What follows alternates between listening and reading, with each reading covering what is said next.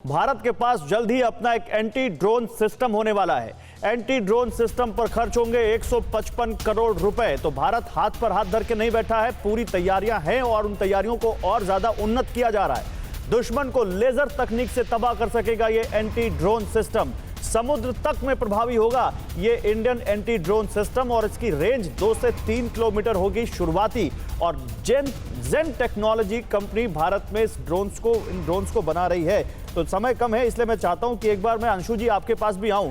अंशु जी देखिए, आप जो बात कह रही है कि अपने जो पोटेंशियल कस्टमर्स हैं उनके लिए वो ड्रोन शो कर रहा है वहां एलएसी पर, लेकिन उन पोटेंशियल कस्टमर्स को ये भी तो मैसेज जरूर जाएगा ना इस एंटी ड्रोन सिस्टम से कि इसकी कार्ड भी है लोगों के पास। बिल्कुल, आप बिल्कुल सही बात कह रहे हैं और यही बात मैं भी कहना चाहती थी कि देखिए, चीन अगर डाल है तो हम पात हैं।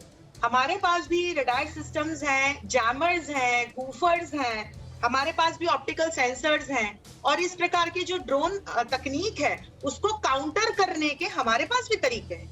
तो हमें ऐसा भयभीत होने की कोई आवश्यकता नहीं है। जैसे कि मेरे सम्मानीय को पैनलिस्ट्स ने भी कहा, इतना सरल नहीं है दिल्ली तक ड्रोन के माध्यम से आ जाना। हमारे पास भी तकनीक है। आज भारत एक बहुत तकनीकी रूप से उन्नत देश है। बिल्कुल, ड्रैगन के लिए दिल्ली दूर है।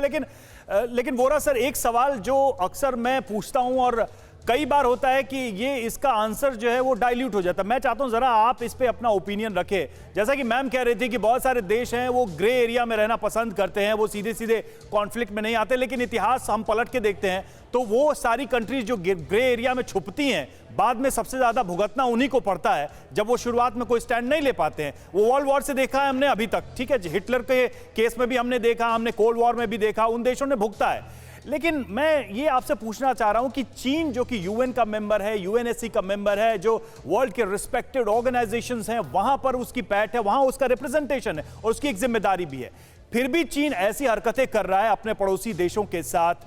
वो डेमोक्रेटिक वैल्यूज को नहीं मानता, वो प्रेस फ्रीडम को नहीं मानता, पड़ोसी देशों के एग्जिस्टेंस को नहीं मानता। किस तरह के वर्ल्ड ऑर्डर की तरफ चीन बढ़ता दिख रहा है या किस तरह के वर्ल्ड ऑर्डर की वो कल्पना कर रहा है? और ये जो कल्पना है उसके वर्ल्ड ऑर्डर की, वो वाकई में रियल है या फिर चीन के झूठे कागजी दावों की तरह है?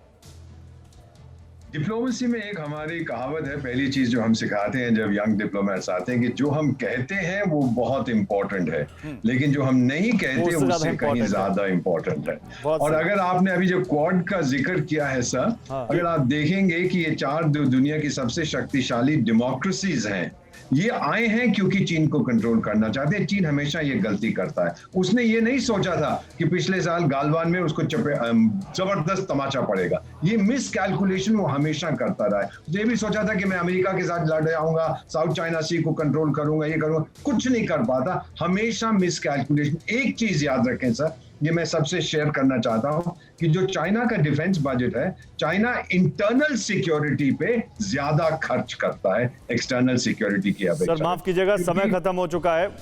दीपक सर, बहुत शुक्रिया आपका हमारे साथ जुड़ने के लिए। ब्रिगेडियर दत्ता और अंशु जी, आपका बहुत शुक्रिया हमारे साथ जुड़ने के लिए। अड़ी सोमवार से शुक्रवार शाम 6 बजे सिर्फ TV9 भारतवर्ष पर।